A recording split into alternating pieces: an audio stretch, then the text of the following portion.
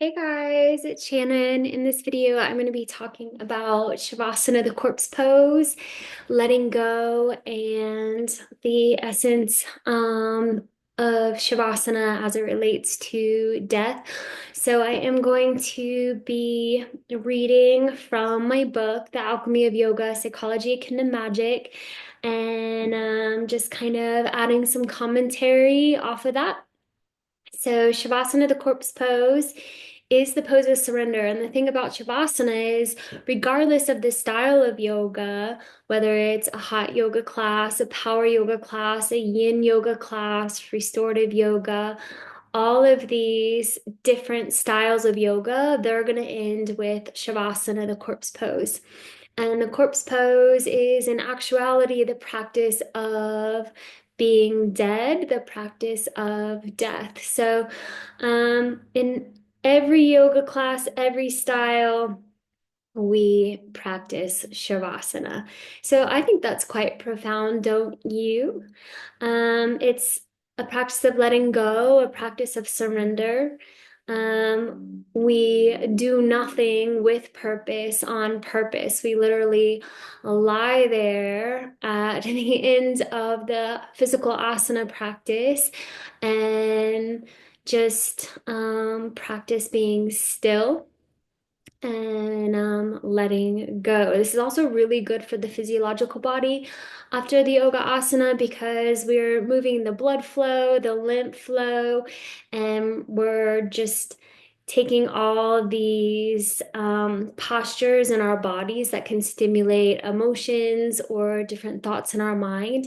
And then just having that time to just lay down and integrate that all into your being is important.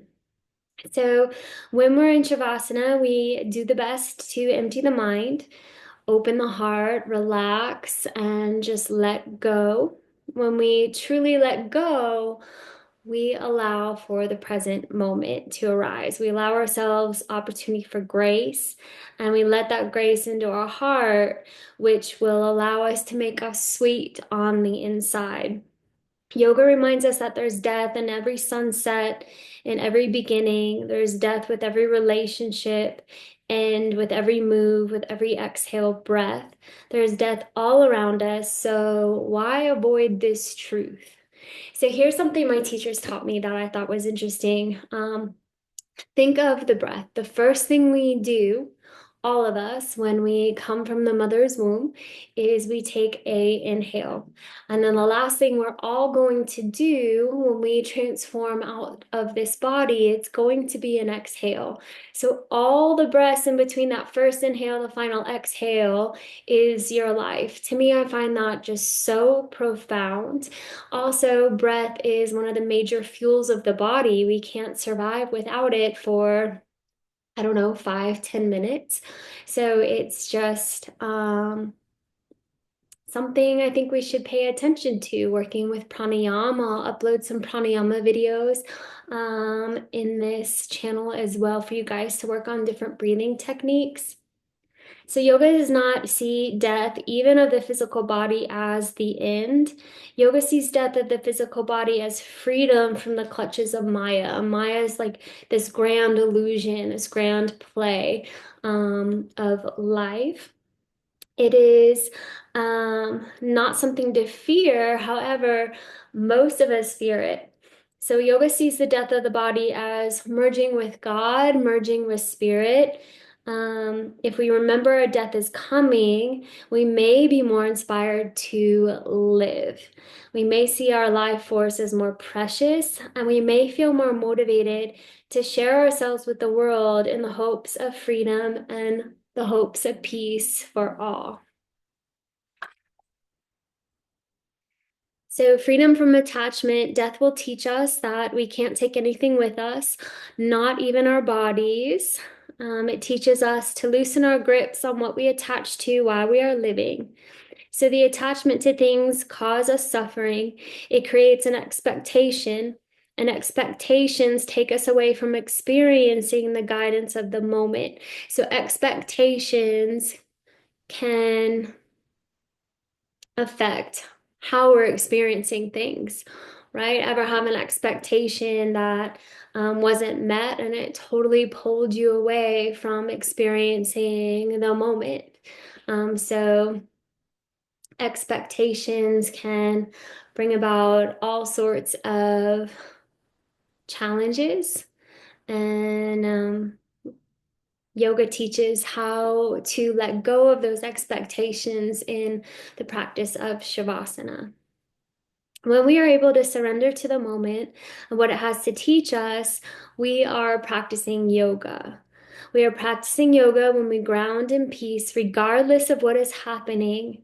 There is freedom when we let go of our attachments and expectations with how we think life should be. When we learn to let go, we begin to really live this precious life. So at some point, we all have to let go.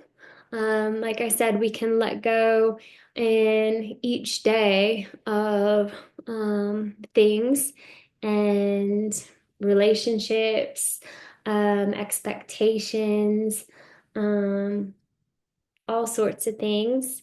Um, and eventually we're all going to take that last exhale and we all will die. So none of us are getting out alive with these bodies. And then the bodies are going to constantly be changing.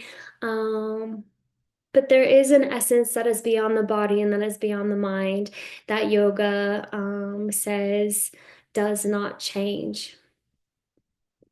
So, by letting go, we allow our presence to be in the here and now moment. By letting go, we become receptive to everything, yet we hold on to nothing.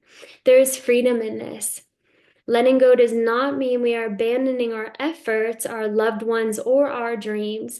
Letting go means we are willing to grow, we are willing to face the truth, the whole truth, and nothing but so help us God.